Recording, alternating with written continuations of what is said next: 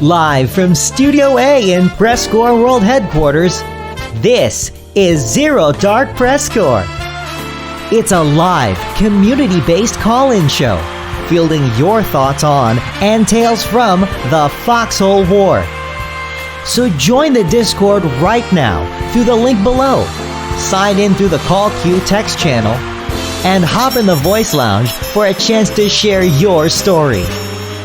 Tonight's developer guest, lead developer Mark Foot. And now, your host, 13-time winner of the Geoffrey Jennings Award for Excellence in Journalism, Geoffrey Jennings.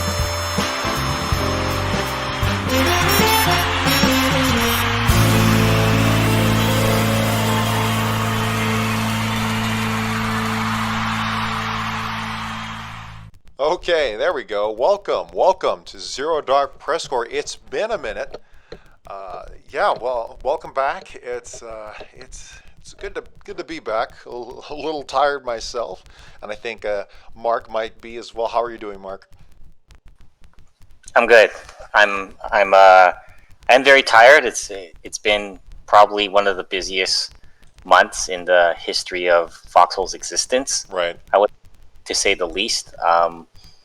It's been hectic, and there's been a lot of crazy. It's been like a roller coaster last month. Yeah. Obviously, this update far exceeded all expectations in terms of at least the amount of new players that it brought in. It's completely blown away our summer update last year by like more than 2 times. I'll say 2, heading towards 3 times. And really, since early access launch, it really hasn't been this crazy. So just sort of trying to get things to scale where it needs to scale, and then slowly freeing up more time so we can keep the show, keep the show rolling and work on the next update and all that stuff, right? Yeah, for sure. And I'm sure you got a lot more to say about it on next week's dev stream. Appreciate you taking the time. I mean, I guess people do like those community highlights, but at the same time, I guess it's nice to.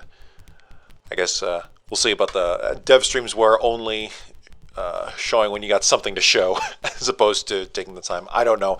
That might be more of a personal taste, and I think everyone's got an opinion on that. But I will say that it is nice to see that the war following the update war actually has more people playing in that war than the update war itself. I don't know if you were aware of that statistic. Oh yeah, yep. That's crazy.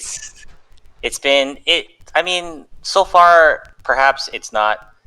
I would say it's about the same. It started off. Okay, let me say this. It started off a lot higher peak than anything on the last war, right? I think now it's kind of hovering about where the last war was. At its midpoint, so it's sort of like there hasn't really been a drop, which usually there is. So that's been unusual, and it's interesting. I think the one thing that we were really trying hard to do is like we didn't want to repeat the same war again. So that's why we kind of changed like the layout a bit for this one. But it was a bit of like a risk and reward because this layout is not as supportive of a larger population. It's still pretty good, but it's not as supportive. And we're like, oh well, maybe population is going to drop a bit, so maybe that's going to be fine. And it hasn't. So now it's like, okay, well, let's try to fit all these players in, right? A precursor for 1.0, certainly, when the media blitz happens. Even if you don't put in a concerted marketing campaign, a lot of people, when they see 1.0, that is kind of like a marketing campaign in and of itself. So it'll be interesting. I mean, just the influx of French players, thanks to, I guess, French streamers, a whole host of French streamers, which, hey, if you're listening, bonjour, that's fantastic. I mean, I've been waiting for more international players that don't necessarily speak English or speak a foreign language, which I think is awesome. I think that just accentuates what's great about the game. But you know, we're gonna get going here with my opening questions, and I'm actually going to. There's some more pressing questions, I think, but I chose ones that may not necessarily be asked because I have a feeling we're definitely going to be seeing some of those questions about queues, tech limitations, and whatnot. So I'll go with a couple here. First and foremost, mining for resources. Mining for resources is a core part of Foxhole's gameplay. Is it here to stay, or at least in the iteration that we see it in now? Can there be a way to replace or change the monotonous nature of this mechanic? Yeah, it's a good question. So I would, yes. I think the short answer is yes. It is here to stay. It's okay. You know, I guess yes is completely ambiguous. So, what I was answering yes to was, is it possible that it can change, right? oh, okay. So yes, I do think so. I don't think that it will. If it does change, I don't think it would fundamentally be something entirely different. I think it would be what it is now. So kind of like the core of it wouldn't change, but maybe you can do things to like optimize more a bit, right? For like people like to build out these mining bases right now, right? Right. I would like to see that expanded upon, right? I don't think it would be so crazy as like, okay, it's going to turn into some insane other game like a factorial type thing where there's this entirely whole game that is bolted onto this. But I do think that there can be more. One of the complaints that I do hear about it is basically what you're saying, right? It's like you're doing the same thing, and sure, some things change throughout the game. Like you get the sledges, you get the harvesters, you get like the dump trucks and things like that. But I think the one thing that we haven't relented on that I think we probably will, which will hopefully allow us to change some of this, is this idea that right now everything in the game, well, mostly everything besides very niche things like rockets and like storm cannons and stuff like that, everything in the game is like mass produced, right? So it's like once something like a harvester happens, it just happens for everyone, and that point forward in the war, it's like it's just now we're in the harvester phase, and that's not interesting to me because it's just like, okay, well, all you're doing is just making it.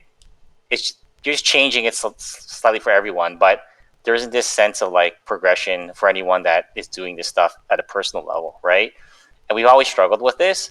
So I think like what I would like to see is us to actually start introducing a bit of that. Like maybe you can on a non-mass produced level be able to make things like better, and not everything in the game necessarily has to be sort of this like mass produced for the public, right? I think now that we're far enough that we're not worried about that. Like we know that the game's not like, we know that just by adding in something small like that, it's not suddenly going to be like everyone's hoarding for themselves. I think people get that Foxhole is about, I gotta bring supplies for everyone. I gotta support my team. I don't think that core part is strong enough now, if that makes sense, that we're not worried about that changing. So we can kind of like dare to add in something, like where, I'm doing this stuff.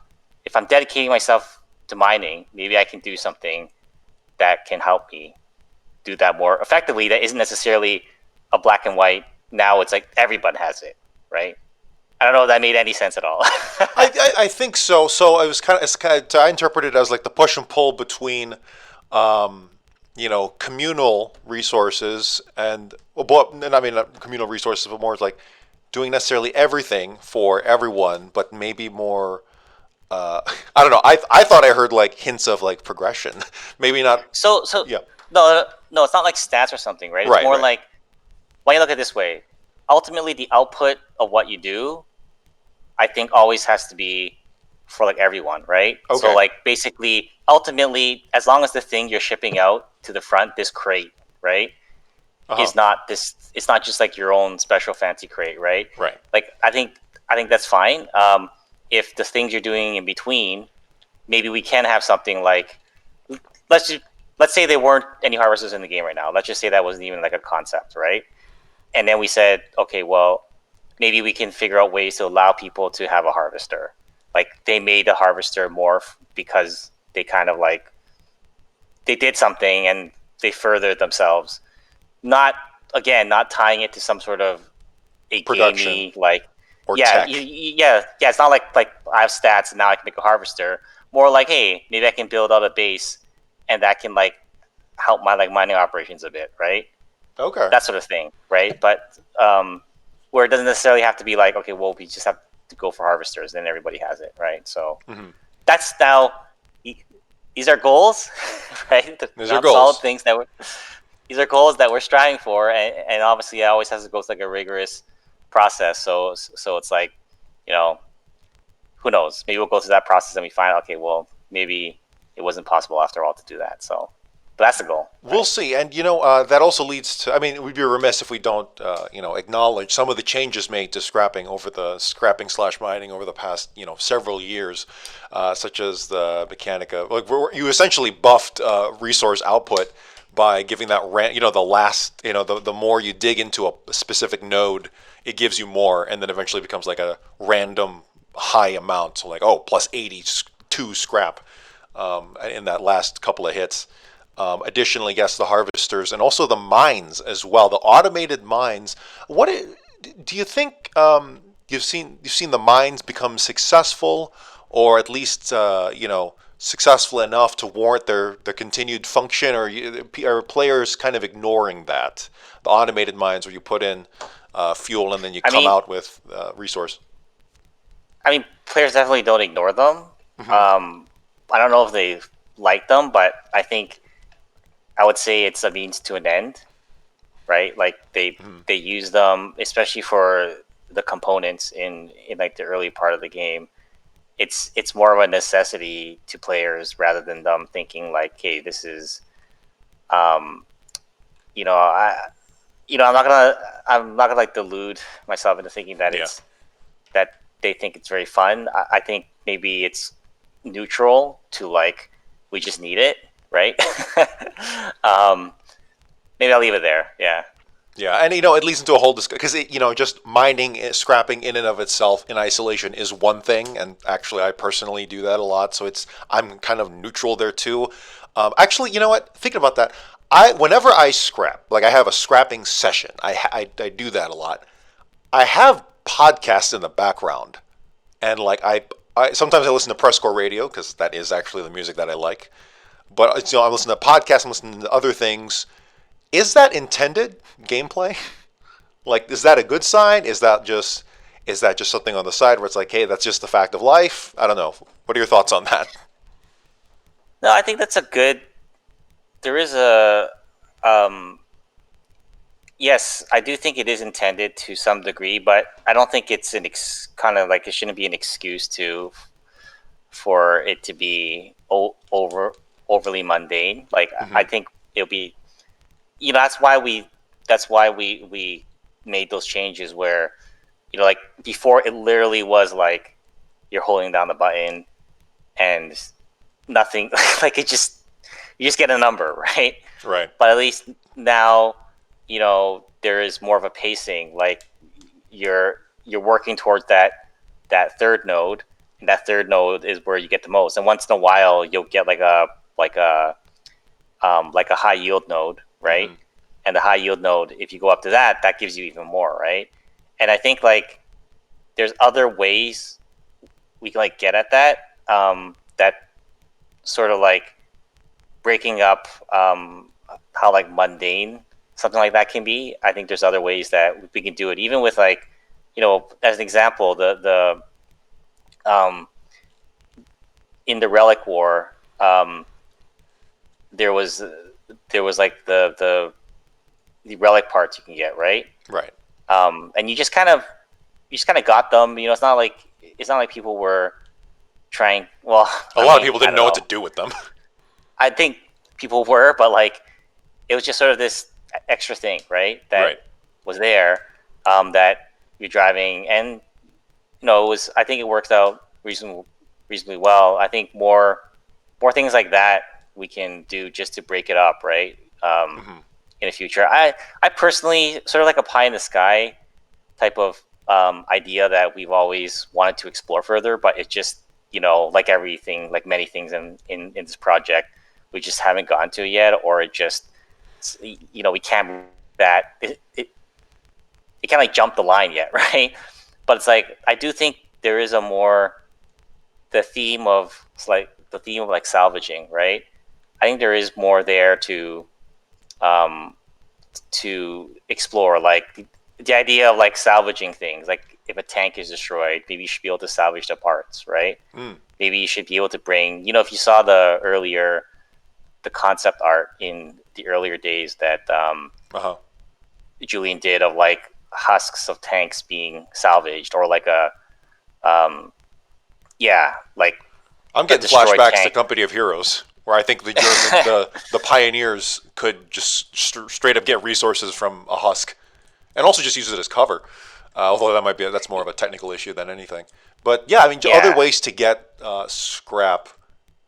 Although that also brings up the issue of frontline logistics and backline logistics, and how radically different that can be, and how comfortable one operates.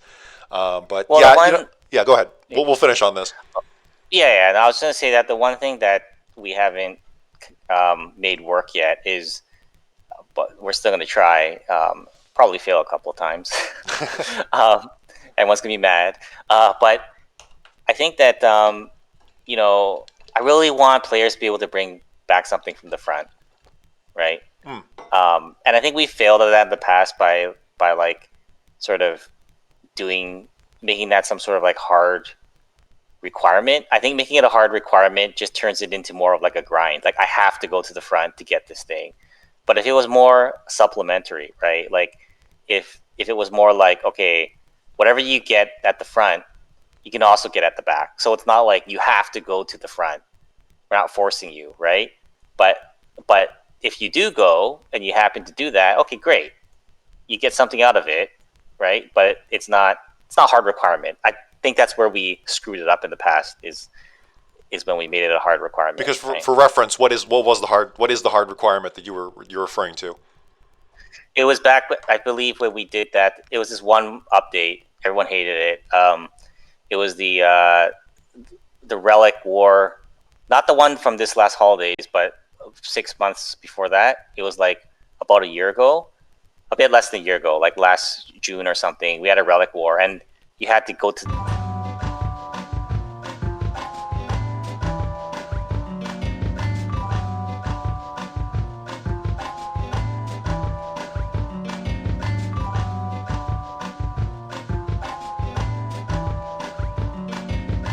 One, two, three. Perfect. Okay, so we're going to get going here. Welcome back. We're going to start with Lek and Lek. Hey, who else did you have on Welsh? Did you want Welsh? No. That was I was talking in the lounge. We were talking, and I was seeing if anyone else had anything similar that wanted to talk about. Because I'm technically in a regiment now, but the people I'm with. They aren't talking about at all the similar things, so I'm gonna look like I'm pretty sure they're gonna come in with people that aren't in the regiment to talk about other stuff. So yeah, that's what all that was about in Call Q. But hey, sure. Howdy. Hey, welcome back. Welcome back to the show. What do you got for us? Tank balance and the artificial nature of the game. I mean, I'm a bit of a prophet. Can I say that? I don't mean to brag, but I did tell Mark that, hey. The shit's not designed to scale up with the player size, and look what's happening. The past 2 wars, they've had to spawn factories because even the tile set isn't good enough, and just the lack of players being able to control the amount of logistics that are being produced. Even though you don't want infinite scaling on that. You want to have some like not hard limit, but some soft limit. To avoid like a disaster, and in terms of balancing and blah blah blah blah, a whole bunch of stuff. But like the game is obviously self-evident in that it can't support this level of population, and the devs have had to do some really interesting things that have ultimately had some pretty negative effects on the game. Real quick, you said that they added factories. Can you explain that further? They added a factory, like in the last war. Basically, every single logistical hub had 3 factories in it. This war, I don't know how many they added, but I know that they added 1 to Skelter Course in Orbreaker and 1 to Tempest Island at Liar's Haven. Okay, so you're saying there wasn't enough factories, so they had to scale up. They had Okay. to add more because in certain regions of the map, there just physically was not enough logistical support. I don't know, Mark, can you confirm that offhand? Yeah, there's been the last war. We added most of them after the war started, and the population went much higher. So we did have to add that. In this war, most of them were part of the initial configuration. I believe there was only 2 that were added afterwards, and the rest were baked in as part of the starting configuration. Yeah. So I think there's a few more there that you might have missed. There's one in Weathered Expanse, in Westgate, and yeah, off the top of my head. But there are the Great March and Reaching Trail factories are part of the Tile set system, yeah. It's part of the you like the map layer system that we talked about. Yeah.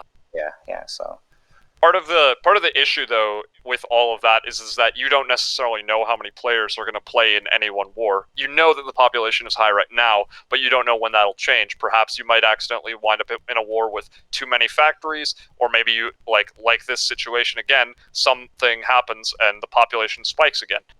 And while you can spawn stuff artificially, if you look at the vision, that was one of the things where it's like a combination of you want to give players the ability to have agency in the sandbox of the game, but you also need some amount of artificial balancing mechanisms to avoid like steamrolls due to population imbalance or like other stuff like that, right? There's obviously got to be some artificial elements to avoid some of the negative outcomes of total player agency. But I think I think these past wars have definitely highlighted the negatives, especially with this war where the field hospitals have been so overtuned that every front line has become a shirt printer with the field hospitals. Like, I looked at the front lines in every single front line on day 1 and 2 of the war, and all of the shirt counts in every single place was constantly going up. Usually it goes up in bursts whenever a delivery is dropped off. It wasn't. It was just consistently going up by like 10 every time I would look at somewhere else. And that has to do with how just insanely high they had to set the shirt count to keep up with the constant like wave tactics being employed due to the really high population and the queues and all that shit. And I want to get your like thoughts on, will you seeing how the game has kind of suffered and required a lot more dev intervention and dev like time to keep up with high pop wars. What are your thoughts on creating a more permanent solution where you don't have to be micromanaging the situation, and also to avoid the negative aspects of the artificial nature of logistics, like being capped? yeah, so there's a lot in there, and I actually have some questions to throw back to you in a moment. But to just to comment a few things is definitely this map and the contents inside it were not meant to scale beyond anything like comfortably. It can probably be at 2,000, right? Anywhere between 2,000 and 3,000, up to like 2,300, it could still work, but it's uncomfortable. 3,000 is like very bad, right? Suffering. And it's not so like, let's just, if you're to imagine for 1 second, the world size was like doubled, right? Let's just take that for a moment. The physical game space was doubled. Yeah. So like that would, or we had 2 shards, let's just say, right? That would come with its own massive amount of problems. Yeah. Oh, absolutely. But it's like, some of these problems wouldn't be there, right? I'm not saying all of them wouldn't, right? But some of these problems that you mentioned wouldn't be there. Now, is that an ideal way to scale? Maybe not, right? Absolutely not, because the thing that I'll say to the idea of increasing the map size, that's one thing that I personally thought about. However, there are a couple of downsides with that, where while you'd end up creating a much larger surface area, like that is to say the area between the lines of the two factions, therefore you'd have more front lines theoretically. You'd also have to scale up the total like area, and area scales faster than like the frontline size. Therefore, you'd end up with more dead space in the middle that would ultimately be unbuilt, require like garrison supply of maintenance, would like require extra driving time for logistics, all of that kind of stuff. Which, hey, would in a sense allow you to more easily justify adding trains, but at the same time, I think most people could agree that in the short term and even in the long term, should trains come to the game, which they will, mark my words on that. Ultimately, you see there are downsides to either option there.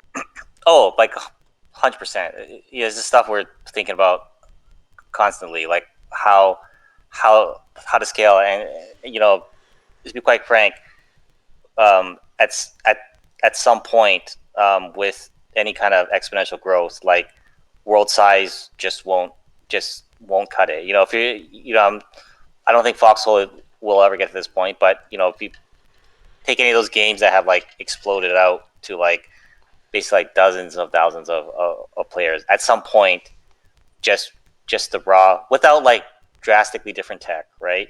I went all over the place because now I'm talking about tech, but let me like rein that back in. I mean, it's a significant part of the problem of queues and population sizes. Oh, 100%. And believe me, we're working on that problem in another way, right? But it's let's just forget the tech part for 1 second. I know there's the queues and there's the tech, and let's talk about what you came here to talk about, which is the gameplay, right? So it's like, I think it's interesting what you're saying earlier about scaling up, giving players the agency to scale up logistics without while having some limiter on that to avoid the issues of like imbalance and snowballing and stuff. I guess that's where I wanted to hear from you, because it sounds like there's some interesting things there. Could you repeat the question part of that? Because so you sounded like you had some ideas about players being able to scale up logistics, right? I believe you've been kind of harping on that for a very long time. Yep. But the key part was, you just mentioned there, doing that while avoiding infinite scaling, or it being like a snowball mechanic. Yeah. Ultimately, it's one of those things where it's like, I think that one of the things that you could consider now is trying to just get some kind of system that solves the problems without worrying about the problems it will bring, and then kind of figuring out a way to do that on the fly. Although I know that isn't an answer that you're necessarily wanting to hear, and I don't think it's necessarily the optimal decision. I'm one man. I haven't thought of a perfect catch-all system, and I suspect that that's kind of the answer you're expecting, because that's kind of the thing that you're suffering with at the moment, is that you haven't thought of a catch-all way. And I think my ultimate answer here is there isn't necessarily a catch-all way, except for possibly the fact that like garrison supply, maintenance, and all that is an already existing balancing mechanism to prevent people from just infinitely spamming bunkers. And that could apply to, if you were to take the bunker system and apply it to allowing more fundamental like player progress in terms of production side of things, maybe in terms of like the raw resource side of things, as well as with trains, which will eventually come. And those, in and of itself, that's going to require, like, due to queues, there's already a constraint there for how much you can theoretically get. I think ultimately the game already has those like limiters in place that should like it's a question of if you're willing to like do a solution that uses the limiters you already have in place and expand upon the systems you already have to give players that agency.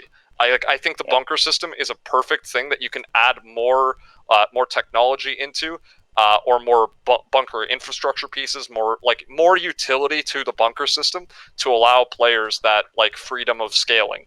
I think that ultimately is what the ideal solution would look like. Though I of course recognize that it doesn't solve all of the issues with regards to scaling. We do have to move on. We do have to move on, but I'll leave Mark with the last word here. Oh, that sucks because this is an interesting topic to me. I know, right? Well, hey, how about you give me a call sometime? Well, go ahead, Mark. Go ahead. Well, to kind of add to your point there, this is a pretty heavy-handed one, but it does work. Like if you look at to your point, if you look at the storm cannon, right? Like you can't exactly make like a million of them, right? I mean, people have tried and they've ultimately got QRF'd by like partisans and shit. Yeah. So. I think the record was 7 with 404. Yeah, like if there is some consolation there, I think we are looking into some of those things, right? And yeah, so. Yeah, throw out another idea that'll fall apart under scrutiny. I know there's talk about opening up a different shard if another 6,000 players hop on. How about slap together a whole new continent? Well, so it's technically a different shard connected by ocean regions. I don't know. Well, I mean, like here's the thing, right? I think I mentioned this before about how the scaling with our current tech, with Foxhole tech, right? I think how scaling is going to work is right now we're in a period of like this is not normal population, right? There's kind of like your normal like baseline, right? This isn't normal, but could it be the new normal come 1.0? It could. So like here's what I'm saying is like right now from our previous baseline, this is abnormal, right? And this is not the ideal way to scale. But I think like for any sort of future spikes, like let's say we have like a free weekend at some point, right? I think that multiple shards is a reality that we've accepted for handling temporary situations. I think our goal always though is for any kind of a baseline to only involve one shard. To only involve one. So once it settles down, we want to get everyone into the same world. But if tomorrow is some giant, it doesn't even have to be tomorrow. Let's say some random point in April or May, like some weird point. It's not even like a big update. Let's just say some random streamer, huge streamer streams, it catches on. You know, it's going to have to be multiple shards. I do think something that would be interesting we'll finish on is this. Having. Yep. Okay, so I'll be really quick. So one, regarding like because you said you wanted to talk more on this, I'm working on a train update comic thing that's kind of related. But in regards to you said free weekend or something like that. Here's just an idea for in the case that there's a massive player spike. Or like there's some attention being drawn to the game by like a large streamer or something like that. There is the potential for like having a free war where you have like a hyper accelerated tech tree that is only in place for that one shard where it's just like you can't play it. You can't play the main war if you haven't like bought the game, but you can play like the free war with the hyper accelerated tech tree, and that could be a way to handle it. That's just an idea, though. That's just like that could just be an interesting way to like introduce people to the game, kind of thing. Yeah, well, that be a requirement? But more solutions the devs will have to pull the trigger on eventually when we come to it. But Lek, thank you so much for stopping by. If you would like more thought-provoking conversation like this, Mark, though, I'll hit you up sometime. I don't know when. Post it on Reddit. Get downvoted to hell, but at least we'll read it. I like talking about it, you know, on platforms like this show and Reddit, because then everyone else can hear, right? It's great. So or record your conversation. I don't know. We will continue this conversation. That's an opportunity. Yeah. All right, hey Lek, thanks you so much. See you around. All right, coming up next we got Spots. Spots, welcome back to the show. What do you got for us? Well, I was listening in earlier about the whole fact that that Mark IV wants to create a system where players have to go to the one system where players can go to the front line and retrieve something. Mm-hmm. Because that's one thing he wants to do, like create a two-way logic system. My idea is, what if, because currently in tank combat, when your tank dies, of course, it just dies, and the husk disappears after time. What if the husk actually stays on the battlefield as like a thing that is just there? You can use as cover, and you can hide behind, and you can use it as like a living part of the world. Is that a technical limitation, or is there, Mark, or is there more of a concerted design reason? Okay, so what you said, I want to do that really badly. And I think there's other people on the team that want to do that really So technical badly. issue. No. Oh. There is no, that's a scheduling issue. Oh, okay. Okay. Yeah, there isn't, as long as there have to be some way to, make sure we're not leaving behind tons of these, but that's easy. Like, we can find some way. It could be as easy as not every vehicle that is destroyed turns into a husk, right? No, my idea is when a vehicle dies and turns into a husk, you have the option to bring it back or scrap it on the spot. Yeah, like in Company of Heroes. Yeah. Yeah, 100%. This is like preaching to the choir. My worry is that, well, maybe that's a legitimate strategy, but my worry is that people are going to clog up, because you know how people like to throw trucks and vehicles at a front line with the express reason of just throwing it away, which hurts, but people do it.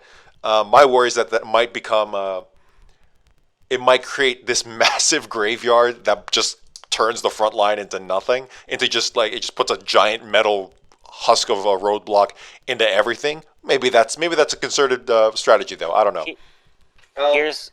Sorry if I go for it, Mark. Yeah. I think the one place that would benefit from this, well, some people might think it wouldn't, but it probably would be bad. But just from the cool factor, it would make the bridge fights more exciting too. If you had that husk.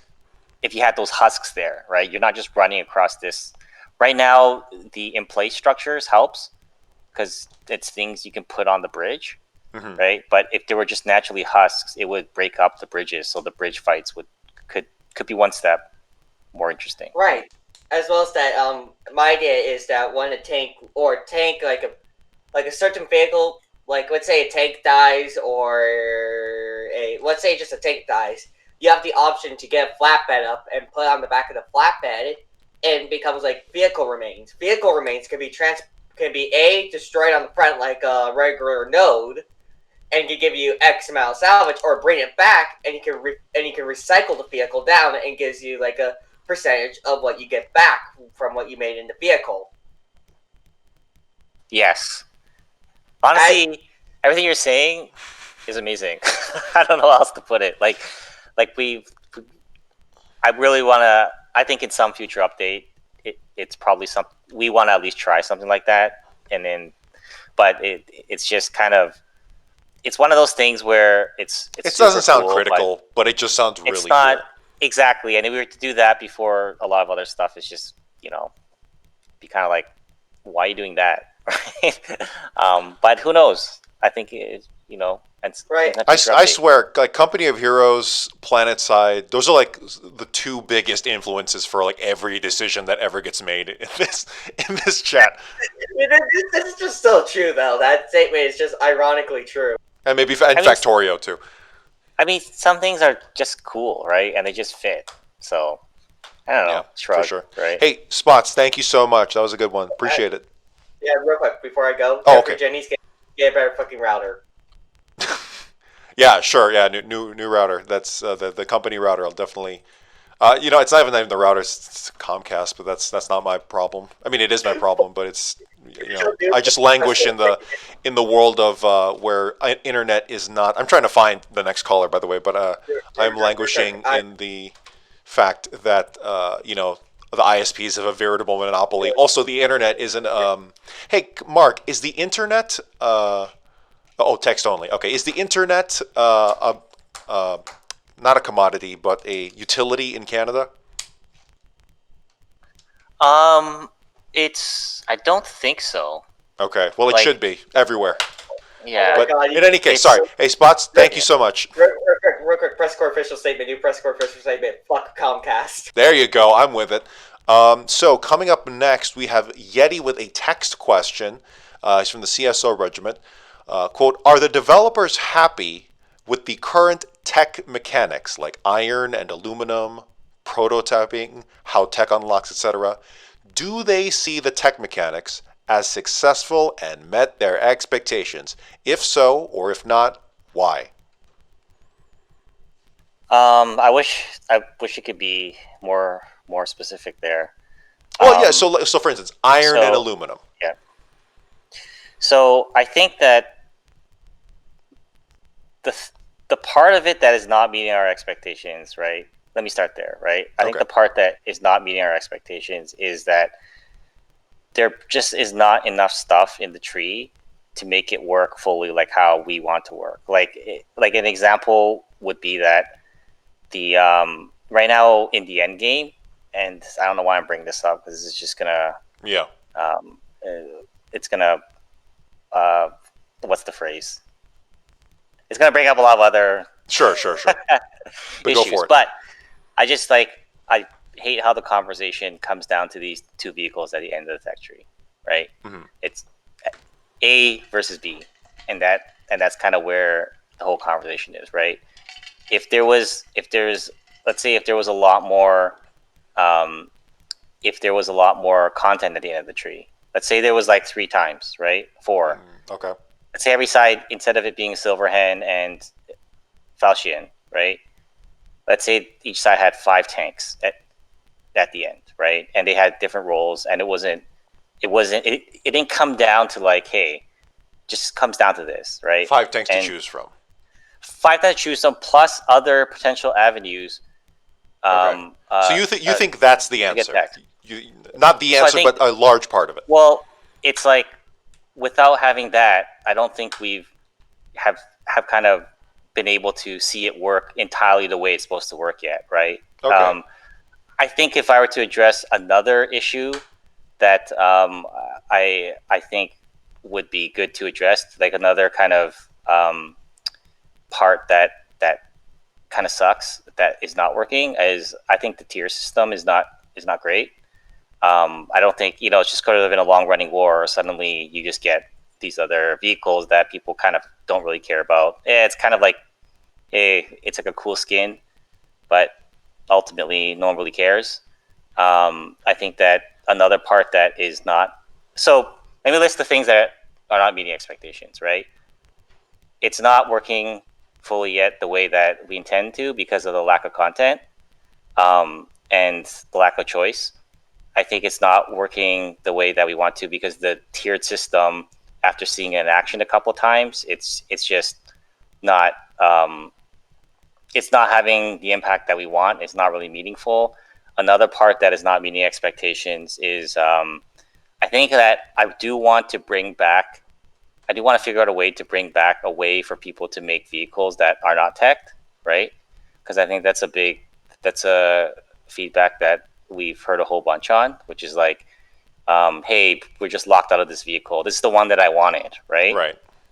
And I can't make it, including yourself. I think you've brought that up too, right? Like, Yeah. why can't you make this? So part of So- the issue is just pretty much not being able to get what we want despite putting in the work for it. So there are a lot of people that I've met where it's like, I have scrapped for hours every day, and I am putting in everything I can into this, Absolutely. but there's Yeah, no reasonable way where I'll ever get this.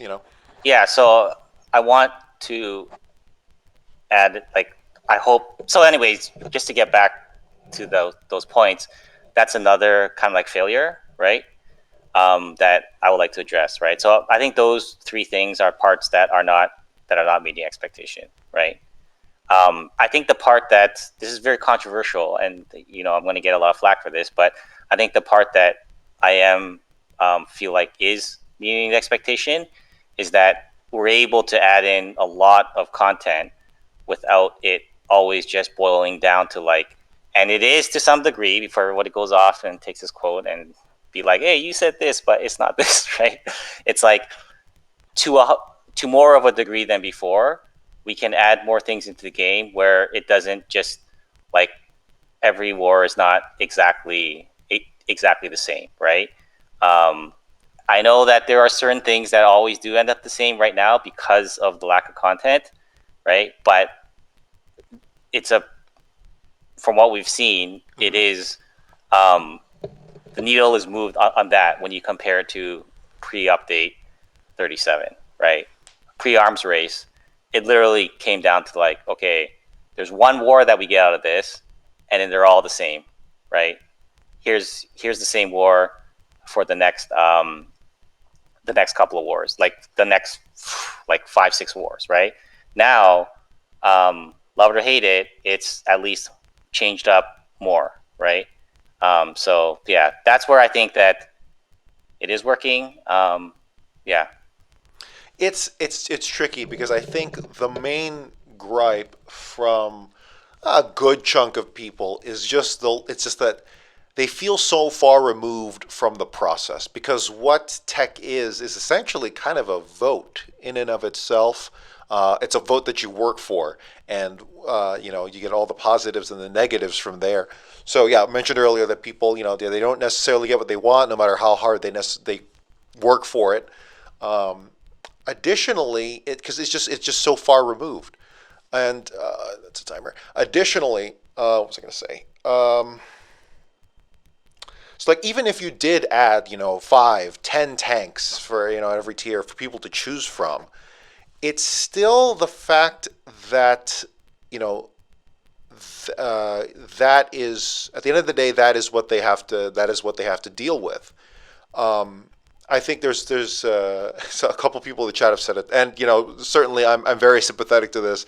Kind of the missed opportunity for moving the modularity away from a tree that everyone has to stick to, and bringing it to, say, like bringing it down to the factory level, and maybe balancing it from there. So asymmetry, but instead of asymmetry between the factions, asymmetry between the parts of a tank or a vehicle. So, and you can balance it that way. So, for instance, instead of choosing, oh, hey, the Falchion, I build it here at the MPT. What if you could just make your own Falchion with just, 7 different types of things, like, hey, a little bit more on the track, but it takes away from the weight, or whatever. I don't know, whatever makes the most sense there. Well, I don't know. Mark, should we stop talking about that altogether? Is it just are we too far gone? Are we too far down this rabbit hole of a tech tree, and away from a more modular system of vehicles and other equipment? Yeah, so I don't think a fully modular system is going to happen, right? Okay. In any kind of like reasonable future. So I think we can safely say let's perhaps let's desk that one. Yeah, let's not talk about that one. But I think the thing that where the door hasn't closed on, right, is those 3 issues that I talked about, right? Like I think that I don't like how it's kind of like it just boils down to, at the end of the day, whatever, Silverhand versus Falchion, right? There's just not enough stuff there right now, and I would like it to be more variety there, more interesting things happening there. I'd like to address in some way the complaint of, like, I just want to use this particular vehicle this war, but I can't, right? And what was the other one? Talking about too many things tonight. Can't recall the other one. I'll see if you were listening. You probably weren't. I mean, you're spot on, because I've got 10 different. So behind the scenes, there are 10 different things going on at once that I have to oversee. But yeah, no. Honestly, that's pretty much the main one. Particularly bayonets. I always think that's hilarious. It's like, I have to choose between a bayonet and something critical. Sorry. Let me add one more thing. Okay. That I do want to address, and that we did to some degree in this war, is I think some of that tech, like some of the medical stuff, just shouldn't be in the tech tree. I agree with that. I think that part of it is like, that should just be fixed, right? So, I mean, I do like how, like, just the fact that field hospitals are now unlike at the start.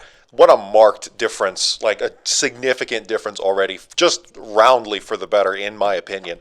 Just because people are people are trying to work towards, staying in the line so that if they die, I've noticed that, hey, stay in the line. That way, if you die, we can get your body and then we can bring it back to the field hospital because that's just there always from the start now. Like, just, okay, that's awesome. And, I'm sure just with the medical supplies too, but anyway, we do have to move on. Thank you, Yeti, for your question. We're going to move on now to Stranger Days from the 82DK. Welcome back to the show. What do you have for us? Yes. I have a number of questions for Markfoot today. So Markfoot, could you tell me what the fastest tank in the game is? Tank. Oh, sorry. Hold on one. Sorry. My personal guess would be the scout tank, right? Or Actually, no. The scout tank is only as fast as a standard light tank. okay. Well, a standard warden. You're not counting the tankettes, right? Because those are tankettes. No. That's a tankette. We're not counting the tankettes. Okay. But the scout tank is actually a hair slower than the colonial tank because the standard warden light tank is actually a hair slower than the colonial tank. Oh, okay. We noticed this because we were actually running from a colonial tank during a partisan op, and it was able to catch up to us. Sorry, which tank was? What tank is the fastest tank in the game? So are you talking about like forward speed? Forward speed. Max speed. At So- max speed. Yes. Max speed. I honestly don't remember exactly which one is the fastest in The Kreneska. the I know that the in terms of just max speed, right? The Silverhand is quite fast. It's not the fastest. The ATLT moving forward is quite fast, and obviously the Kreneska is also quite fast. But I'm talking about top speed here. I'm not talking about like Acceleration. Top speed, not acceleration. yeah, Um, acceleration or anything like that. If you could, what tank has the longest range in the game? Hold on. Do you know the answers to all of this already? Yes. Okay. So So what's the point you're actually trying to make? My point is You want that to know the if I know? Colonials have the gold medal in-game vehicles across the board except for in two categories, and that is largest number of guns and armor. And armor is honestly the worst stat in-game. I think that it actually probably ties for turret rotation. Actually, no, that's a little unfair to armor. It's a little better than that, but turret rotation doesn't need a vehicle factory to fix it. The Colonials at this time currently possess the best in-game possible. They have the longest range artillery, they have the highest health tank, they have the longest range tank, they have the fastest tank, they have the ballista, which is a siege tank. It's the only vehicle that is exceptional at destroying structures that is completely enclosed. And the Wardens have the Silverhand, and that's about it for endgame. I'm wondering if this is going to be remedied in the foreseeable future, as right now we're kind of stuck without anything really to our names. There's As not in a the point playing Wardens. Warden Okay, so let me ask to fight you. Colonials. Okay, so let me ask you a question in reverse, right? Yes. And I am definitely So which in terms of anti-tank, pure like damage per second, which tank has the highest? I would honestly say the LTD because it can keep you outside of its range. I'm talking about like inside range. Which one has the Inside highest range, DPS? Yeah. assuming that you let the Silverhand approach you, the Silverhand would. Which tank has the? I don't think it's useless, but which tank has the highest amount of tank armor? I believe that currently that's actually the Silverhand, but armor is a very weak stat. Armor is a very weak stat because I know, it I'm being- is I am always partially less just than health. yeah. Yeah. Yeah, I understand this. I came in here a little bit antagonistically, but I mean we've I'm being kind of gotten antagonistic to you shafted back. a bit too. It's fine. You like Colonials more. I like Wardens more. It's fine. No, I actually, it's an interesting thing because let me ask you another Okay, question, your path. right? Let me ask you another question because you're asking me questions, right? Yeah. Roughly speaking, how many, like, on the average, just on the field, how many Falchions do you think were on the field in proportion to the number of Silverhands on the field?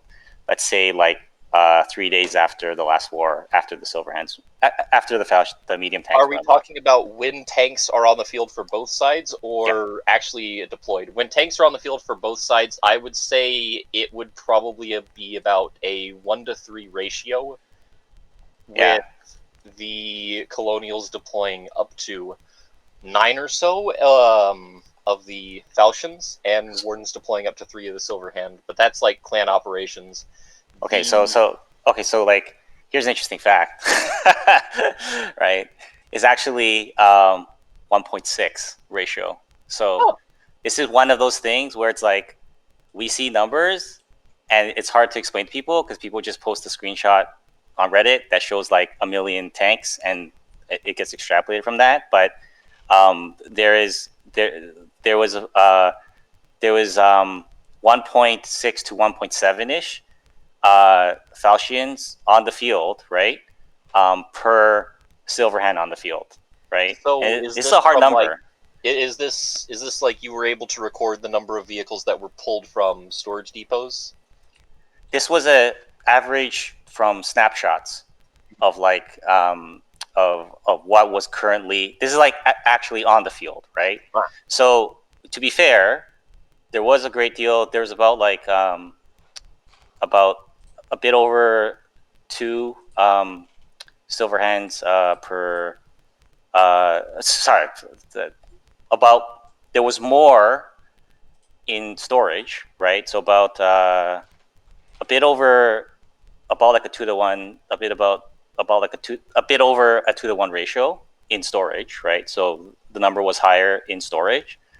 But another interesting statistic there is that Wardens were not. They were hoarding more. A lot more like RBATs. So basically, Colonials were spending a great deal more, right? So it's about 30% more spending on the Colonials end, right? So they were expending their RMATs more too, right? So these are like interesting, and I'm not like making any kind of a point here of like, this isn't any kind of a commentary on like Clan and bad. Well, no, this isn't commentary on Silverhand or Falchions are not overpowered. I do think that they were a bit more, but I have another question though. How many times was a Falchion on a front line that didn't have any Silverhands to oppose it? Sorry, how many what? How many roaches were on a front line without any Silverhands on the opposite end? So that one we don't have any like absolute numbers on that. I do, yeah. So I do think that the health did need a buff on Silverhand, which is why it was buffed. But it's like the thing is, it's not like we can't. Here's another thing. It's hard to balance these vehicles because you have to make them interesting, but you also have to make them balanced. Well, here's something I want to counter. I want to counter like my own point there, right? Is like we also can't just base it on numbers, right? We have to base it on what we're hearing from the players, right? So it's like we can't just take a look at hard numbers and just say, okay, well, X plus Y equals Z, right? Because it's it matters too. Besides looking at the analytics, it matters too what players are feeling, right? So I do think that this the Silverhand did need like a little bit of a buff, right? We don't want to like overtune it again. When we're balancing, we do want to be careful that we're doing it in steps, and we don't want to, as you say, if you overtune it, we don't want players to just feel like, okay, well now if the Wardens win, it wasn't an earned win, right? It was just because.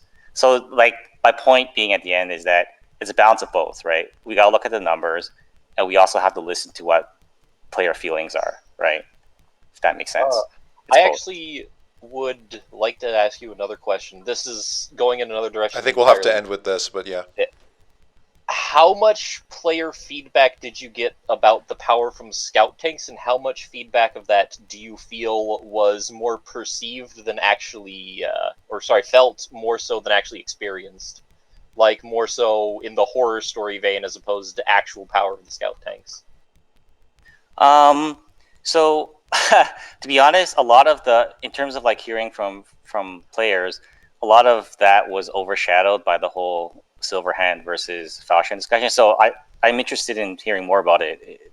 If you have more, I have more feedback on it. heard Colonials be very, very angry about the scout tank, but it was more so because they lacked appropriate anti-tank, and I believe that they didn't understand that it was just a slightly faster closed-top half-track with less accuracy. Because honestly, it is about the speed of a light tank, and it has roughly the same armor and health statistics as a half-track. At least that's what I have felt from playing in it. Yes, seeing how it performed out on the field, I actually was surprised that it was kind of a souped-up half-track more than anything else than an actual tank. The issue is that I think Colonials felt like their Ingfasts were going to be a lot stronger than they were. I feel like they are good, but they're more like a sticky side grade or a sticky replacement than they are an actual dedicated anti-tank.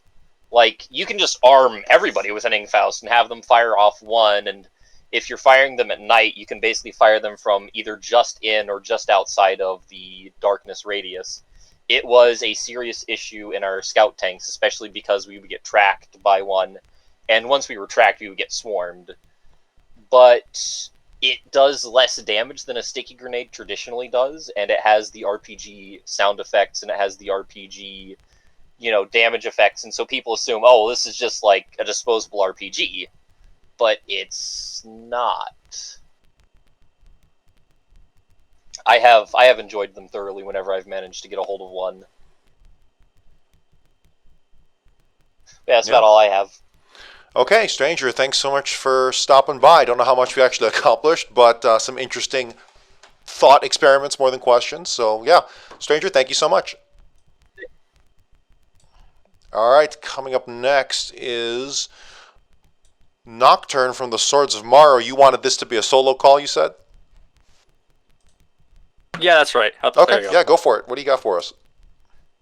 So just kind of like a quick idea that I just kind of thought up after reading some of the recent events in some of the Colonial Discord. So what I've found is that perhaps we can take this asymmetry thing a bit further, and that'll anger some people, which is good, because if it angers people, that means it's fair for both sides. So what did you have in mind? Simple, really. So there are certain weapons and vehicles that both factions have that are unique to them. Only they can build them, not the other faction. So what if we take that idea to like the logical extreme, and that being, since this isn't a technology that was created by your faction, it will be harder to use. For example, like, let's say the field artillery, the Colonial 120mm artillery. For the Wardens, it'll be like slower to reload, a bit harder to aim, and more inaccurate, right? And let's take the Colonial example, the one thing that Colonials always like to steal, which are Silverhands. For them, it'll be a lot harder to reach that like maximum acceleration rate, and it'll turn a little bit slower, right? So like stuff like that is kind of like the small idea I have. Okay. Sorry, could you say that last part again? Yeah. So for the Silverhand, like, it's a really fast and armored vehicle. So it's kind of like why Colonials always wanted, because it has 68 and the 40 in it. So it'll take longer for that acceleration rate to really kick in, like for the Warden. So if you put them like next, one Warden, one Colonial manned Silverhand next to each other, the Warden one will outpace the Colonial one, but they have the same max speed. Right. So you're saying that, I guess, how does this tie into that part that you were saying about the opposite faction would be harder to. I kind of didn't. Sorry, I didn't really understand that. Yeah. So because it's a different technology, so the other faction wouldn't know how to use it properly. Oh, okay. So it's like that when way. the other faction uses it, it's like nerfed. Yeah, slightly, not extremely. Right. I mean, it's already nerfed, which is an interesting thing because you can't repair them fully. So this would be taken into the That's next one step. nerf. Yeah. So you can't operate it as well. Is kind of what you're saying, right? Yeah, because it's kind of like put it into perspective, like an American jumps into a German Panzer, like how they aren't going to immediately go yes, I know exactly what all of these things mean, and I know which buttons to press to make this work exactly how I need it to. Yeah.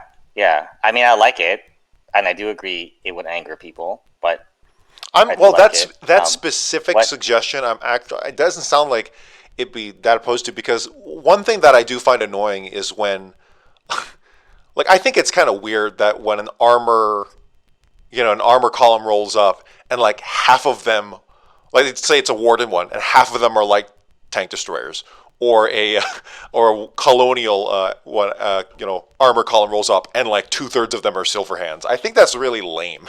I don't know, that almost defeats the purpose of asymmetry in the first place. So without any other debuffs, it just maybe just having people more think between, because the loss of a vehicle really sucks, and I do think that just going along the logic of someone shouldn't you gassed them out easy enough, but I feel and the fact that they lost the tank sucks. I think I'm going to really think and choose between, do we also want to utilize this that the enemy did? Because you can say that a lot with a lot of equipment, but just vehicles, that just seems too much for me. Yeah, it's kind of that's kind of a good point, kind of counter argument to it. So a longer suggestion, and this is kind of going to be a bit more difficult to implement given how Foxhole works, but possibly proficiency sort of mechanic. Mm-hmm. So the longer you spend in an enemy vehicle, the more proficient you get at using it. Yeah, I think that would. So you're talking about you actually can accumulate some sort of experience or something of that sort, right? Yeah, but I kind of figure with the way Foxhole works, that would kind of be either impossible or extremely difficult to really figure out. But sort of an idea you can put out there. We're also getting into the topic of character progression, but I don't know.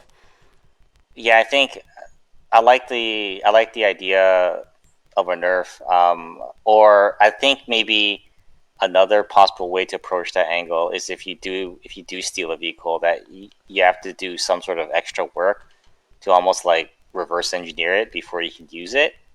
Is another way you can go about it. Yeah. So it's not because sort of a nerf, just the problem of it's hey, there was a tank fight here, 5 Silverhands versus 5 Falchions, and then 4 out of the 5 Falchions were captured because they and now the snowball keeps rolling southward, and haha joke about how there would never be an equal amount of Falchions to Silverhands, but just overall the fact that you can keep that snowball going, and that more than half, I've personally seen this, more than half of a tank column of the armor belongs to the other faction, and it wasn't because it's we did a cool operation in the back line where we stole a parking lot's full worth of tanks. No, it was just the fight happened here, and we just straight up stole some of the tanks from the front line. And that also brings up the topic of being able to kick people out of an occupied tank. How else can you improve upon that mechanic? But I digress. Nocturne, did you have anything else for us or anything to end on? Because I do think we have to move on. Not entirely. No, that's pretty much it. Thanks for having me. Yeah, no, thanks so much. That was a good thought provoker. Coming up next is Kalmoire. Kalmoire, welcome back to Zero Dark PressCorps. What did you have for us? Hello, I'm actually here to discuss 2 subjects mainly. One of them being more balance focused than quality of life, but the second one more quality of life. So the first one I think would be about tank and overall direct fire cannon accuracy, and I think that's kind of a necessary stat for the future balancing of some weapons. Because, for example, let's take a look, for example, at the new ISG, which can basically have the pretty much similar range to a Colonial sniper rifle, yet not have to waste any time aiming, or like even through slight movements of your mouse cursor. It always ends its shot where you aim it, just like a laser pointer, which is fine in some, for example, roles. Let's say, for example, like if it was supposed to be a sniper rifle, then yeah, sure. Giving it such accuracy for being immobile, yeah. But does it really need such accuracy? I don't think so, because it's really it has area of effect on its shells, even slight. It's an anti-structure tool, so technically it doesn't really need that much of a pinpoint accuracy. And the last point is, let's look at the other weapon, which uses hit scan, yet is excellent at its role of, for example, hitting components of tanks, just like the ISG is doing right now. The AT rifle, for example, doesn't need accuracy good enough to snipe infantry. Now, following this up to tanks, which also, in my opinion, could use this stat, would make more defined roles, as, for example, the LTD would be less of a tank made for mobile warfare than the light tank, which would, for example, keep its great accuracy on the move. While some tanks could be balanced around this exact stat. Some could have less accuracy but have more area of effect on their shells. So you don't have to aim as much on the move, but you can't make precise hits on, for example, the enemy's components, but more or less you can hit their entire tank.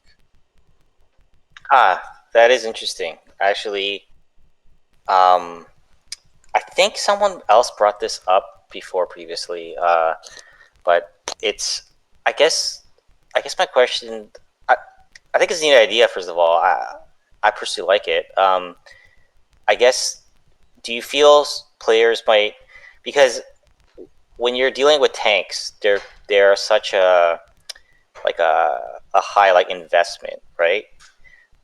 In a tank battle, do you feel so? I guess this would work on some kind of RNG system, right? Just like accuracy with rifles. Just like accuracy with rifles. So do you feel that might be frustrating, given that, say, an investment into, if you're just kind of if you're using small and you shoot another player, your investment was your soldier supply and your weapon and your respawn. If you're in a tank, do you feel like that might be frustrating?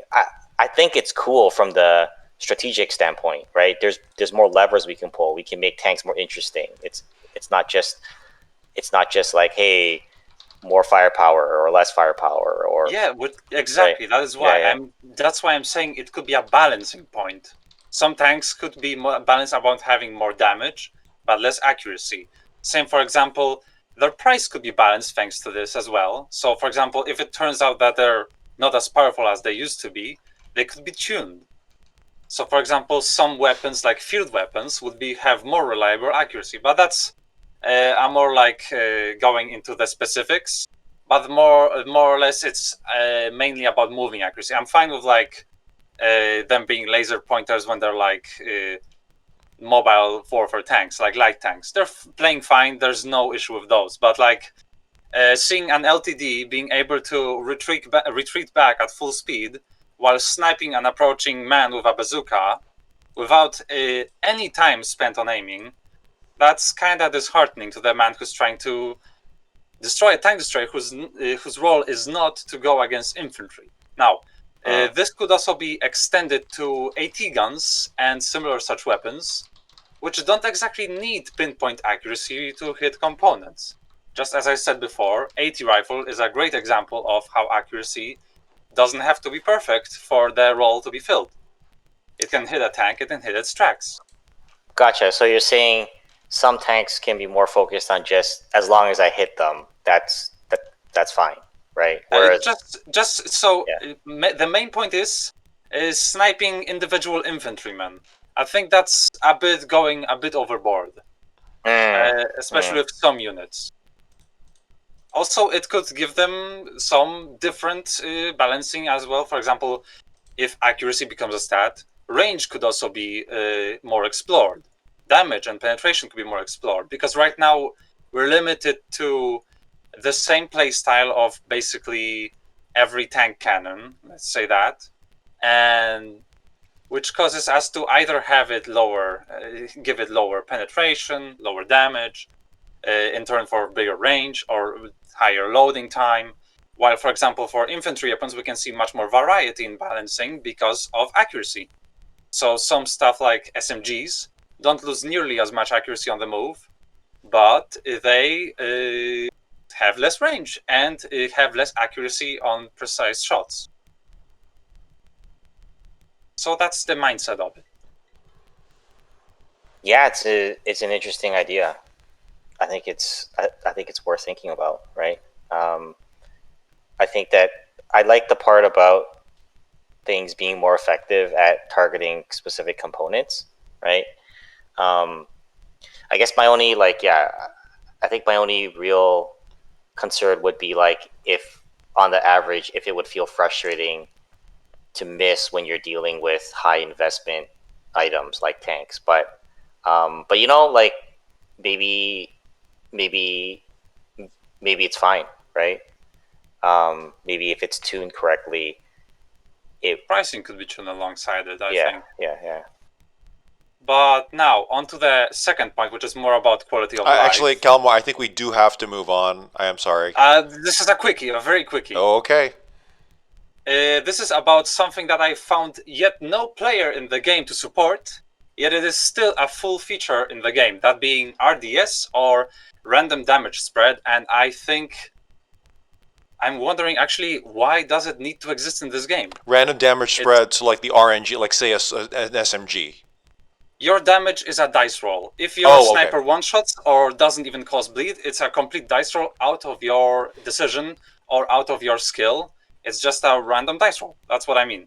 Some weapons, like the rifle, can two-shot or three-shot, not depending on if the player aimed well or if it was on a different distance, but only through a dice roll. Or, as I see a guy just punch someone he could have punched him in 2 shots and down him or kill him, but somehow his 3 punches didn't do nearly enough damage and he got one-tapped with a pistol. So I think RDS is just causing inconsistency and frustration. It doesn't really create any more interesting scenarios than I think accuracy and consistent damage and range and fall off from range are enough of stats that balance out and make for a fun experience. And I think really RDS is really unnecessary. I mean, TF2 removed it. Yeah, Mark, how'd you find that? Foxhole needs it. Yeah, so you're talking about a rifle should like 2 rifle hits should, for example, always kill a player if it's for a specific rifle, right? I think accuracy just justifies enough of consistency. If you can aim well enough, then you should be rewarded consistently. If you shoot too fast, then you miss. But it shouldn't be like that. You do something perfectly well, but your success is dependent on a dice roll. Yeah, I mean, that's a really old mechanic in the game. Super old. It's been there from the beginning. So maybe, I don't know, maybe it's good. It would be good to review that at some point, right? I just think it's completely unnecessary. Yeah, I actually haven't given that specific part, much of a review. Like we haven't reviewed that in a long while, right? So just to play devil's advocate here, personally, I don't really mind it that much, because I guess it could be argued that it's kind of because you can't target. This isn't a first-person shooter, right? Sadly, but you can't target specific body parts. There's no headshot, there's no leg shot, there's no arm shot. It's just the person gets shot, right? So maybe in a way it's simulating that. Additionally, yeah, I've thought of that, but I think we still have a function of aiming. So I think it's not really necessary in this sense. It really doesn't create much immersion. It just really creates frustration for when something that you expect something to do does not do the thing you expect it to do.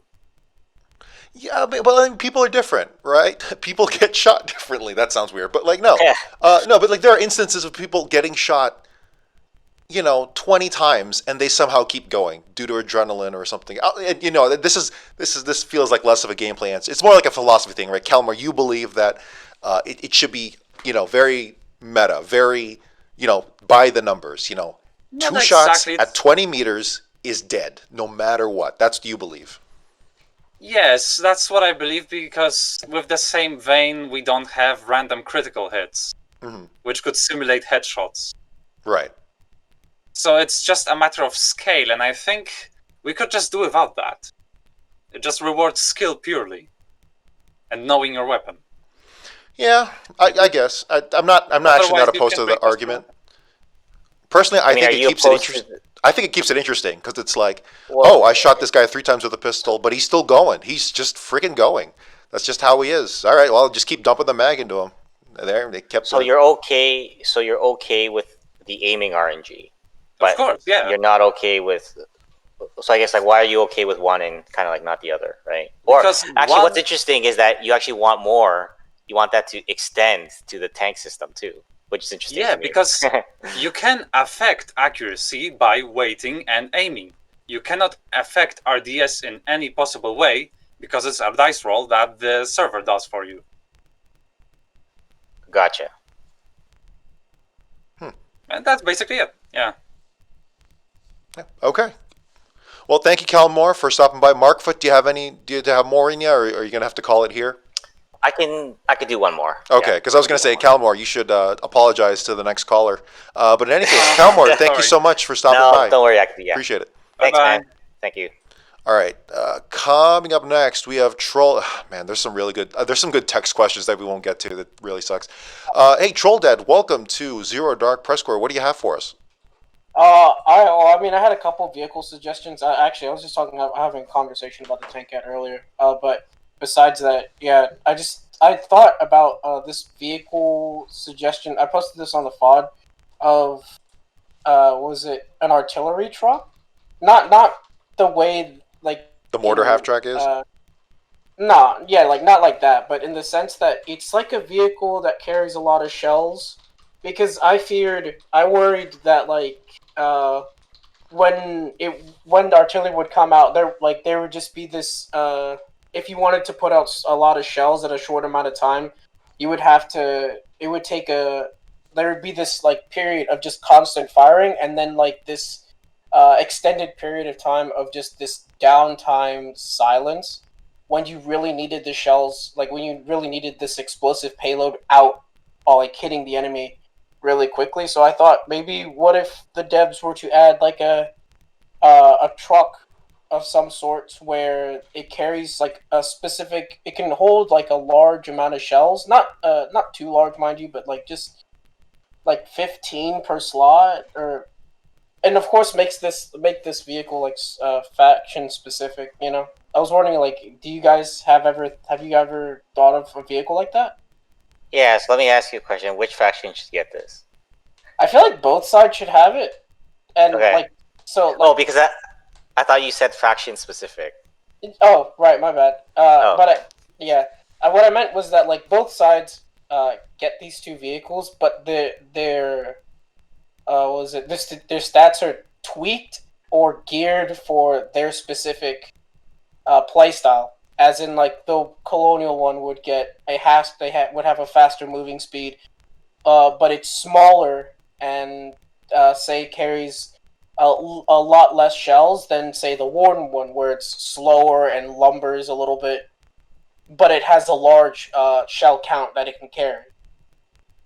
Yeah, so I like this question because this ties all the way back to the beginning of this podcast, when we were talking about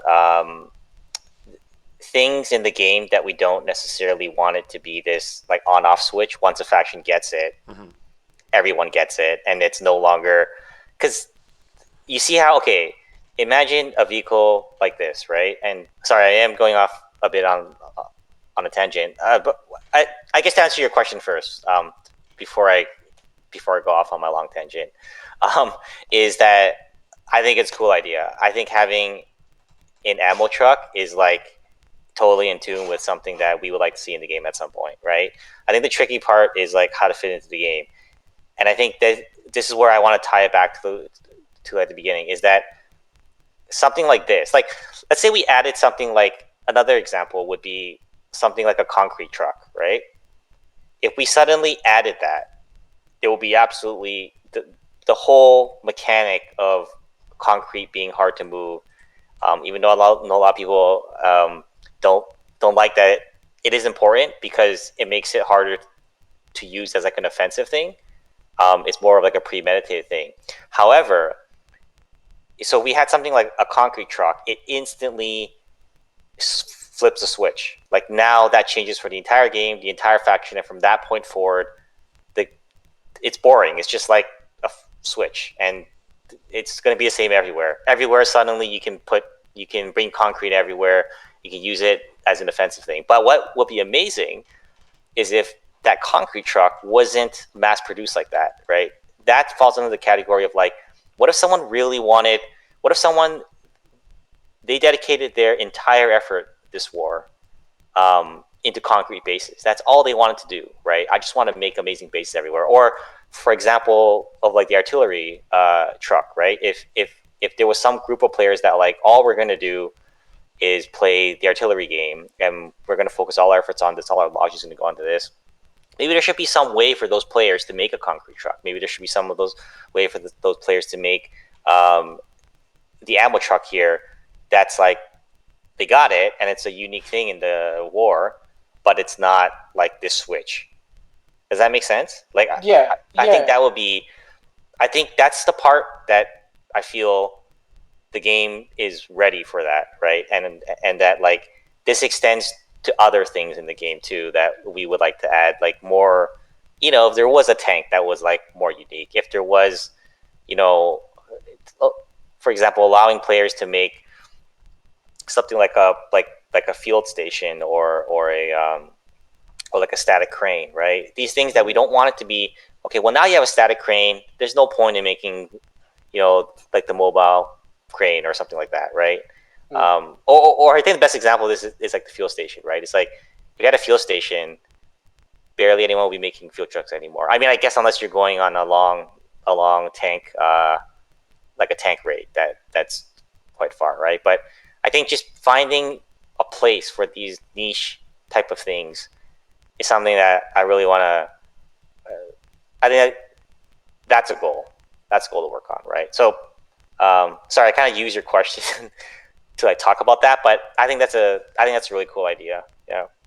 I think really that was my only vehicle suggestion because I think I've already suggested all the vehicles that I wanted before. But I think another thing, because last war I've seen a lot on Reddit and on FOD that a lot of the wardens were complaining about how many tanks we managed to keep on fielding, and then I myself was noticing that we were having a lot more tanks in the garage or just in like warehouses all over. I was wondering, like, are you guys planning on like nerfing the amount of tanks per crate? Because some groups that I were in said that maybe in the future y'all might have plans to do that because of how much outcry there is against the Falchion. I was just wondering, like, is that a progressive possibility or something like that? So you're talking about like a nerf to mass production? Like yeah, like nerf. Yeah. But yeah, a nerf to the mass production tank, like having five tanks per crate. I was thinking maybe like were y'all gonna nerf it so it has like four tanks per crate or something like that. Yeah, I mean that kind of a change is always possible moving forward. We're like always balancing the game. Although I think I'm actually surprised this question. It's taken this long for this question. I thought this whole podcast was going to be about Silverhand versus Falchion. It's great, but it's. I think that we do what we don't want to do, right? So I think we're very adamant on not nerfing that particular thing right now. It's not to say that will never change, right? It could, and we're always looking at this, as I'm saying. But we're kind of adamant. We'd rather nerf something else about. If we had to nerf the Falchion, we would rather nerf something else about it and not that, because there's always this forcing function to make everything the same on both sides, right? And we've been. I know why, because like people just there's this natural tendency to be like, we want it. There's a pressure against like asymmetry, right? So there's always this tendency of like, okay, well, that needs to be brought more in line with what the Warden things are like. The Colonials want, like, you know, some of the stuff that the Warden has that the Colonials don't have. There's always this like want to like, you know, bring that in line, right? That's always going to be there. But I think like the one thing, I want to get a lot of flack for this, right? But I think the one thing that I am happy about is that people care about mass production, because that was a big question mark for us. Like we thought that no one would care, because traditionally in Foxhole, right, the scarcity hasn't. I think someone else actually said this, maybe on the last podcast or at some point, but hard scarcity as a limiter hasn't been a real hard. Scarcity hasn't been a real hard limiter for a while, right? So it's not like Wardens can't make as many tanks, right? So we thought that like no one would actually care, because there's other limiters, like, you know, you don't have maybe you don't have enough of a crew. That's a big limiter. If you just simply don't have the manpower to field the tanks to actually drive them and shoot them, that's a limiter. Another limiter is like your shells, right? Like having to put your shells into a town hall, having to like pull them back out, which, by the way, I want to fix that at some point. It's just, it hurts me when I see that's such like a tedious thing. I think that needs to be improved. But we thought that those were limiters. So the fact that we got people to care about mass production at all, I like it, because can make a tank interesting. We can make another mass-produced vehicle in the future, right? And you know, it's great. It's like a lever, right? But I understand, you know, this is, again, not talking about the balance side of things. I'm not saying it's balanced. I'm more saying that I'd rather keep that part because it's interesting to me, and then nerf something else, right? Yeah. And I think lastly, about the shell hold on, Mark. Is this your last call altogether? You know what? This is fun.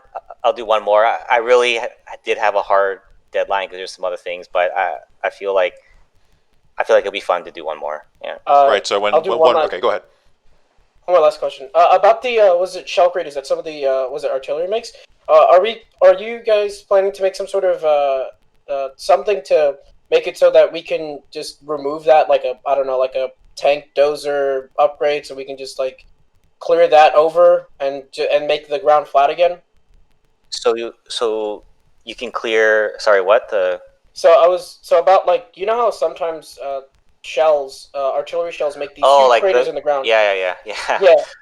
Well, yeah, we actually had like an intern like debate about that, and I think one of the ideas was that you can just like shovel them back with your shovels. So it's possible. I think that's something we might look into. But there was some resistance about it too, because it's like, you know, the whole point of that is that it changes the world. Do we want to allow players to now unchange the world? I mean, so it's like, yeah. I mean, I can understand that, like, you know, I can understand that part, but it's just that, like, sometimes when the shell crater's in the middle of the road, it's a little bit annoying. Yeah, I think that part just needs to be fixed. I just think the craters, I think that's almost like a bug. Like, we need to take a look at that one. I think it's like, I saw there were two big craters in front of Abandoned Ward Town Hall. It was super annoying. No, I agree with you on that one. Hey, Troll Dad, thanks for calling in. Appreciate it. Yeah, no problem, dude. Yeah. Right. I'll see you guys around then. See ya. All right. So, well, this next one is a text question. I don't know if you, but in any case, it comes from Zackreaver of the 82DK. That's the next person I have here on the call. I'm totally gonna regret staying for this one. Right. No, I'm just kidding. So, what are players expected to do to defend against players that actively attack areas where there is no opposition, especially when AI bases don't feel like enough? Either the base costs so much to maintain, you need to supply it 24/7, or you can't cover every area they could attack from. And let me just state, that sounds like, it's like shame on you for flanking and finding a good place to attack where no one's looking. No, I think we should encourage that 100%. But I think the heart of the issue is either way, it feels like the game encourages you to play the game when or where no enemies are around to stop you. This is compounded by how resetting works, how provisional garrison makes adapting to defensive situations difficult or at times impossible. If AI would be helpful to cover a certain area if it wasn't built several hours in advance, then the tactical option is completely unavailable. The old flexibility, so the old way where you could lay down an outpost, build some tunnel networks, even if we want to go that far back, and then like, hey, in an hour I could lock down this whole, at least 500-meter stretch of road, which isn't a lot in the grand scheme of things. But now I have to, I have to build it a day in advance, and it's like, well, okay, do we have to station a physical player here for? Which, hey, personally, I think sounds awesome, but I know that's not how most people play. So yeah, what are your thoughts? Yeah, I mean, I think this is like the age old, like, because we hear complaints on like the opposite side, right? Where it's like, well, the game isn't fluid enough. Like, we should just be able to, like, why are there so much like AI defenses? It's like PvE, right? Mm-hmm. So it's always, it's one of those things where we hear it on both sides, and unfortunately, like, we just have to pick something that works, best for both sides. Because we definitely hear the opposite, and we also, there was a big problem in the game before where winning, like snowballing, was, I kind of feel like I'm saying things that the player answering this question already has heard me say many times, so I kind of want to avoid repeating myself. But I do feel like I'm just always trying to bring back a reminder of like why these things happened in the first place, because it came from like an opposite complaint, right? Like, there's an opposite complaint before of like, well, once you like lose a region, you can never get it back, right? It's just a snowball from there. It's kind of like GG. There's no point in playing the war, which I still think it's like very hard to get back a region, right? Mm-hmm. I think with the increased population of the past two wars, we're not seeing this issue as much. Maybe that's hopefully just more population is the answer, but that may not necessarily always be the case. Yeah, I think that's a part of. I think that's a part of the answer. Like, I think having one thing that I would like to see is, so we were talking at the beginning of this podcast about a larger world to support more players, right? But I also want to see a larger world to have more. Once there's more optimal ways to move Logi across long distances, trains, obviously.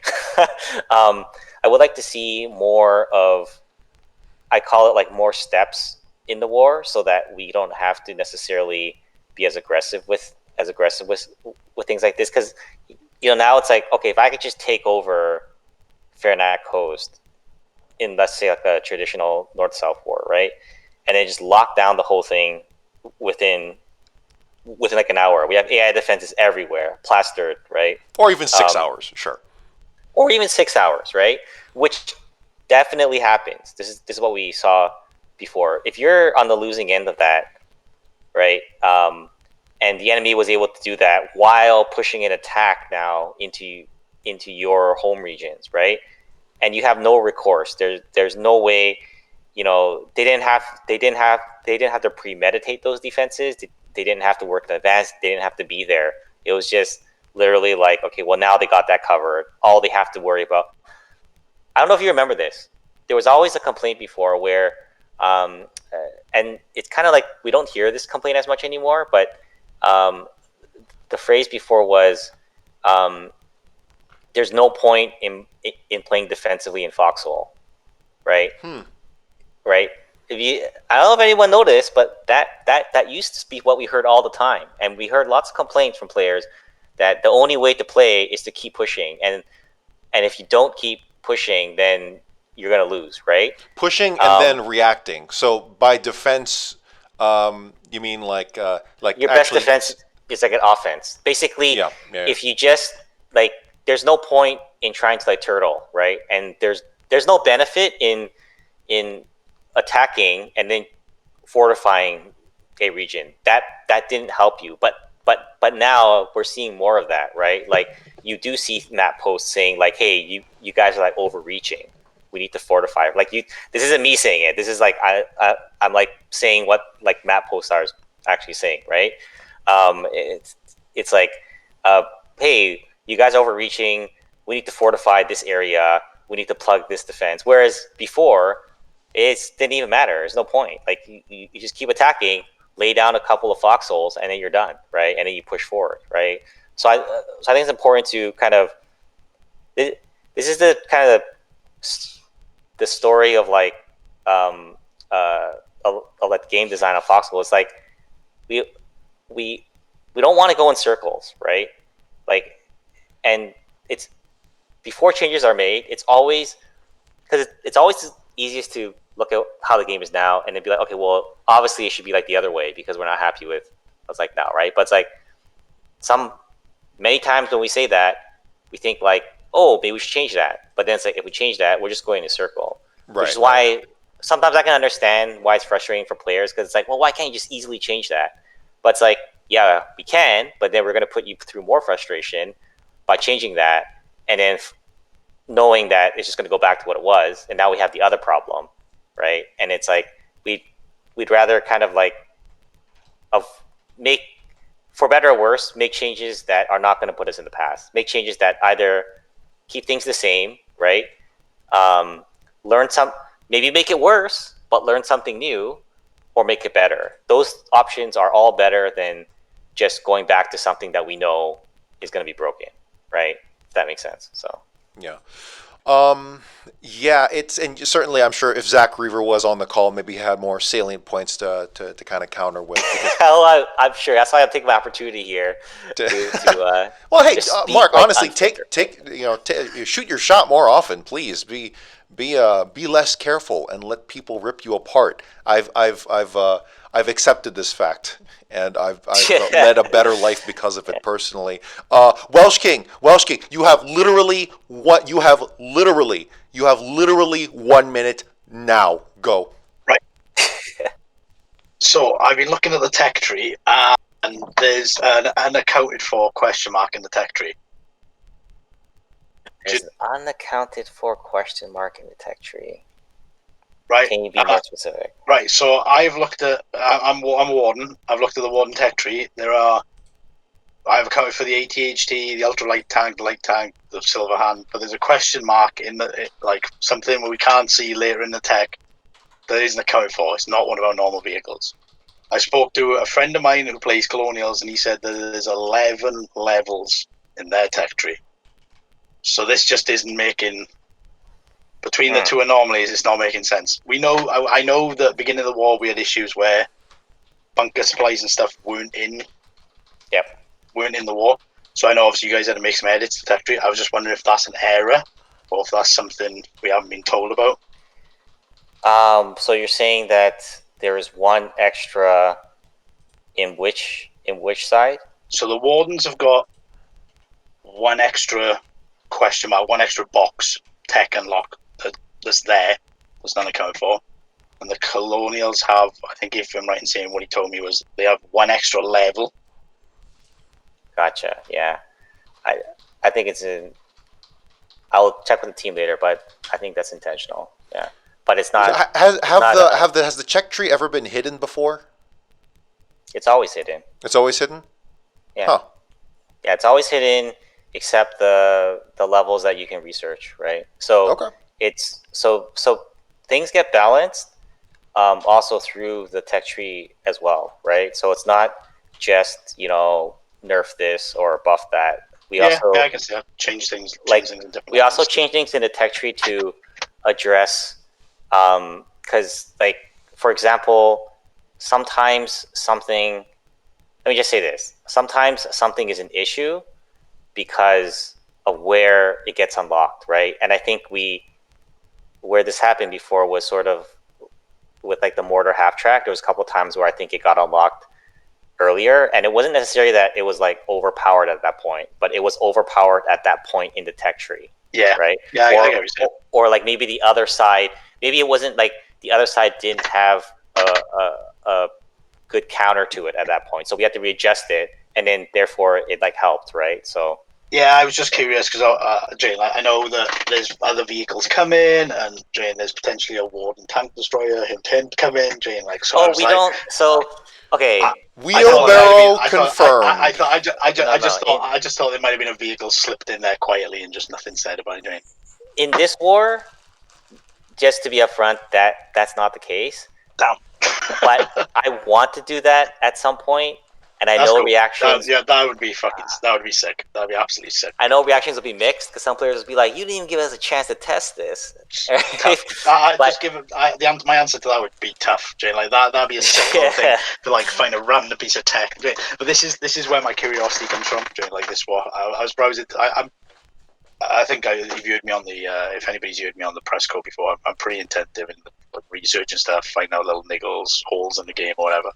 And like I was going through the tech tree at the beginning of the war, and I was like, something not right here, something not adding up. So I just started asking to find out.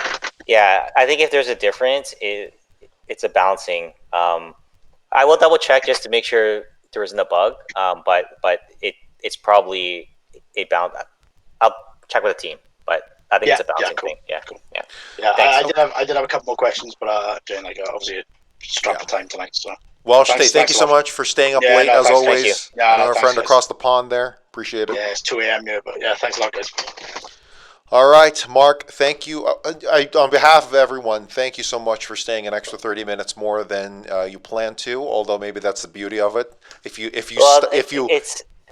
like, okay, this is like the honest truth, right?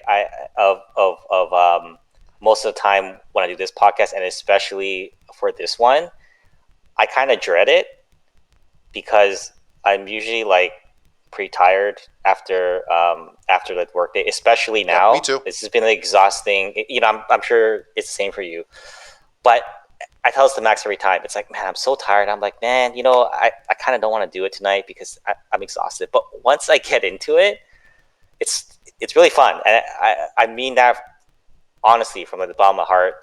It's like I have to set a limit because there's things I have to do after, and then I have to make sure I get enough rest. That's why I'm like, I really only have like an hour. But once I get into it, it's like, man, I just want to keep going, right? So, anyways, sorry.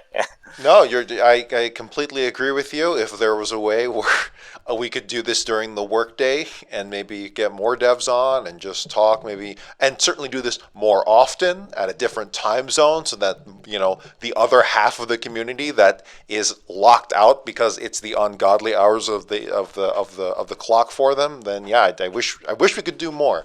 But I am currently beholden to physical and real life things. But you know what? Absolutely. We have what we have for now, and we'll see what we can etch out in the future. So Mark, thank you so much for joining us as always. Thanks for having me again. Farewell. Have a good night. Have a good night. Bye. Well, to all those that didn't get their question in, as always, it's a hard thing. People have asked me, hey, can we work out a system where 10 people are guaranteed to get their question in? Maybe, sure, but then I don't know if that solves anything. Can you put a hard limit on? It's like, okay, yeah, sure, that's not going to be an issue down the road ever. But it is what it is. As always, you can blame me for the poor moderation. You can blame Comcast. Actually, let's all just everyone in chat, screw Comcast. Everyone just do that right now. That's just, I think, Colonials, Wardens, we can all agree that. We can all agree that Comcast sucks. And Monopoly sucks. And internet, I believe internet should be a utility. So, in any case, thank you so much for joining. I actually honestly wish I could do overtime because I love doing overtime, but I also have other things to do. But yeah, we do have exciting things coming up. You've had a host of new reporters joining the PressCorps as well. We're really looking for, I think we're pretty full to the brim with more producers, and we're just really happy to settle in on people who are more intent on investigating, reporting, and interviewing, and just kind of recording the history that is Foxhole. Thank you. Hey, I actually do want to mention thank you to all of our guest contributors who submitted to the submissions channel on the Discord, because we get a lot of stories there.